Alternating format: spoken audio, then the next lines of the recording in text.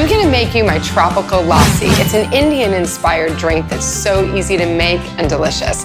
I start with a cup of milk. Then you can use fresh or frozen mango that gives it an even creamier flavor. 1 cup of antioxidant-packed blueberries. And that's what gives it that magical blue color. Lime zest is the real kick to this smoothie. Add some almonds, about a handful. I like to add honey, about a tablespoon.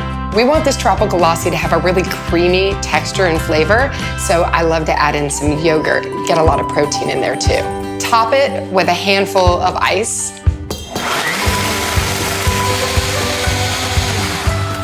When it's all done, just pour it in your favorite tall glass.